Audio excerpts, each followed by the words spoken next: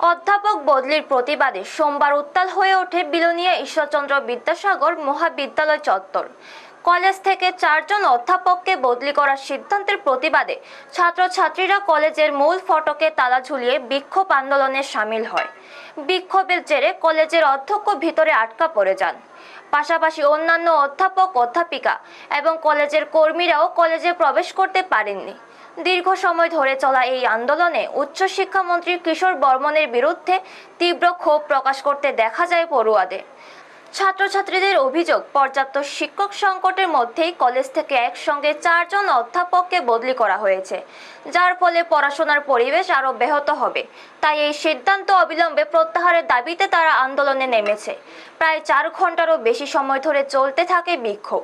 তবে এতক্ষণ পরেও ঘটনাস্থলে কোনো উচ্চপদস্থ আধিকারিকের উপস্থিতি দেখা যায়নি বলে অভিযোগ আন্দোলনরত ছাত্রছাত্রীদের। এদিকে দীর্ঘক্ষণ রোদে ও উত্তেজনার মধ্যে আন্দোলন চলাকালীন একের পর এক ছাত্রছাত্রী অসুস্থ হয়ে পড়ে। খবর পেয়ে দমকল কর্মীরা ঘটনাস্থলে পৌঁছে অসুস্থ পড়ুয়াদের উদ্ধার করে বিলোনিয়া হাসপাতালে নিয়ে যায়। জানা গেছে, আন্দোলন চলাকালীন 8 থেকে 10 জন ছাত্রছাত্রী অসুস্থ হয়ে পড়েছে। ঘটনাকে কেন্দ্র করে কলেজ চত্বরে উত্তেজনাপূর্ণ পরিস্থিতির সৃষ্টি হয়। ব্যুরো রিপোর্ট, নিউজ তৎকাল 24।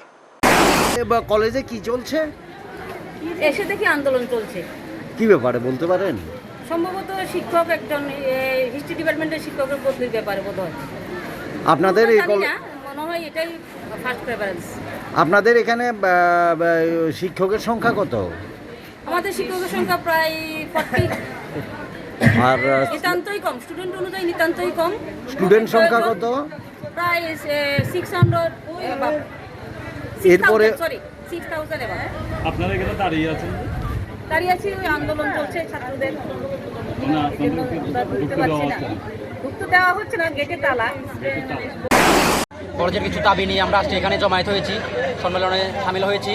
যেমন আমাদের সুশীল কলই স্যার, হিস্ট্রি ডিপার্টমেন্টের একজন স্যার সুশীল কলই, ওনার ট্রান্সফার অর্ডার বাতিলের দাবিতে, এবং কিছুদিন পূর্বে আমাদের জুলজি, এডুকেশন, কমার্স ডিপার্টমেন্ট থেকে কিছু শিক্ষককে বদলি করা হয়েছে, তাদের কোনো রিপ্লেসমেন্ট দেওয়া হয়নি। এবং একজন সিনিয়র নন টিচিং স্টাফ স্বপনবাবু, ওনাকে বদলি করা হয়েছে, কোনো রিপ্লেসমেন্ট পায়নি। এবং একজন লাইব্রেরিয়ান, যে একমাত্র লাইব্রেরিয়ান ছিল কলেজে, ওনাকে বদলি করা হয়েছে, কোনো রিপ্লেসমেন্ট পায়নি। অথচ এখন বর্তমানে যিনি উচ্চশিক্ষামন্ত্রী কিশোর বর্মন মহোদয়, উনি এই কলেজের ছাত্র ছিলেন। উনি বিধানসভায় বিরোধী বিধায়কদের উত্তর দিতে গিয়ে বলেছিলেন যে ওনার এই কলেজের প্রতি একটা ইমোশন আছে। তা সত্ত্বেও কিভাবে আমাদের কলেজের সাথে এই ঘটনা ঘটছে, তা সত্ত্বেও কিভাবে আমাদের কলেজ থেকে বারবার টিচার্সকে নিয়ে যাওয়া হচ্ছে এবং রিপ্লেসমেন্ট দেওয়া হচ্ছে না, তার দাবিতে আমরা আজকে এখানে জমায়েত হয়েছি। যতক্ষণ না কোনো উচ্চ আধিকারিক এসে আমাদের আশ্বাস দিচ্ছে যে সুশীল কলই স্যারের ট্রান্সফার অর্ডার বাতিল হচ্ছে, আমরা ততক্ষণ এখান থেকে উঠছি না, আমরা ততক্ষণ এখানে আন্দোলন চালিয়ে যাব।